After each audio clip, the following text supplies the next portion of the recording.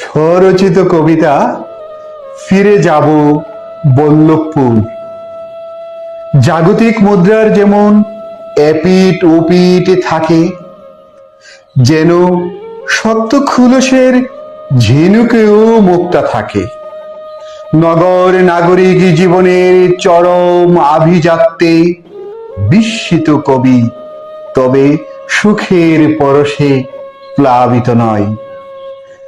বৃক্ষের মতো প্রাণবধ সত্যি, বাকি সব হবে মিথ্যে। সত্য ফরমান, কুল্লু নাফসিন জায়কাতুল মাউত।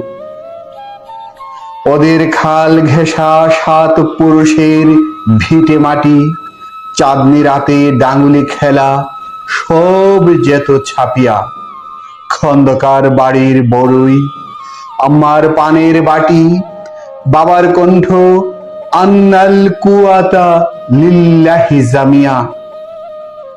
লাল হালের বলদ, লাঙল জোয়াল পাকা ধান, যুগীপুকুর ঘাটে চাপিলা মাছের লাফালাফি। বল্লভপুরের মাটির গন্ধে আকুল বেকুল প্রাণ।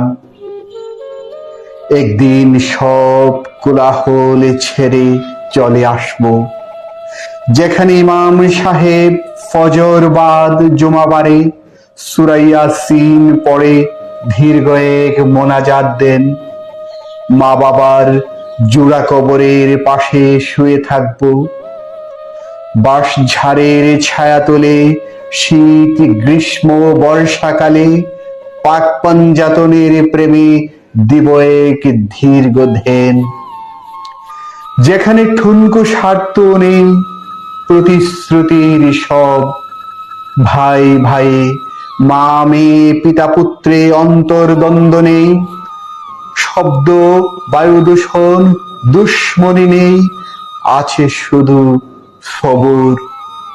ভীরু পায়ে হেঁটে চলা প্রতীকের জবানে শুনবো, আসসালামু আলাইকুম ইয়া আহলাল কবর। ধন্যবাদ সকলকে।